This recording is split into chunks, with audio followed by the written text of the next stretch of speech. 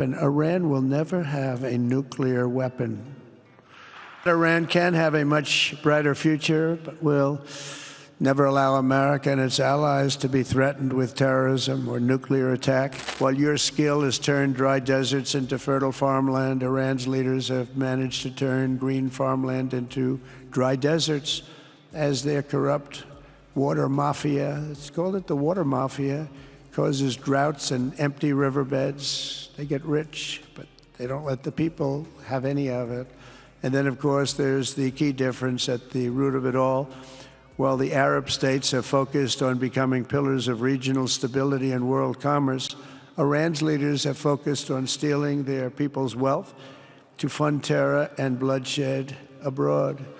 Most tragic of all, they have dragged down an entire region with them.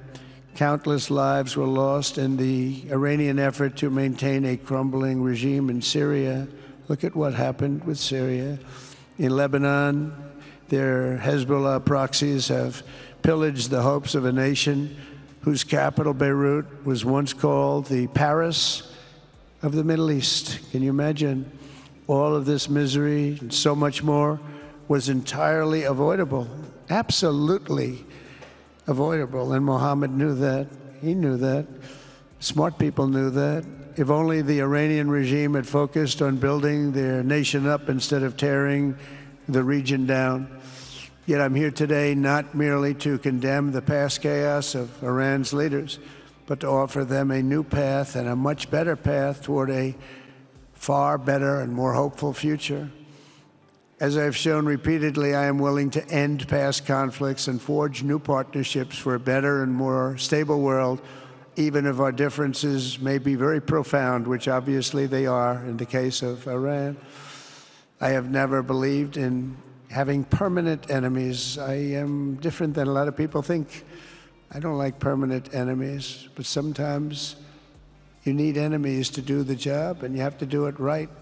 Enemies get you motivated. In fact, some of the closest friends of the United States of America are nations we fought wars against in generations past, and now they're our friends and our allies.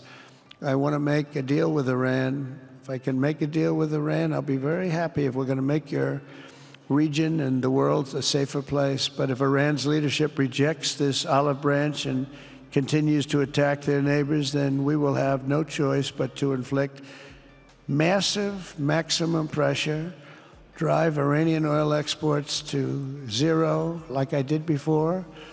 If you know that, they were a virtually bankrupt country because of what I did. They had no money for terror. They had no money for Hamas or Hezbollah, and take all action required to stop the regime from ever having a nuclear weapon. And Iran will never have a nuclear weapon.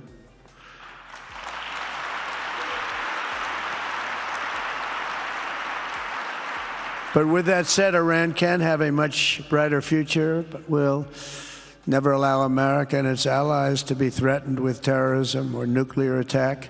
The choice is theirs to make. We really want them to be a successful country. We want them to be a wonderful, safe, great country, but they cannot have a nuclear weapon. This is an offer that will not last forever.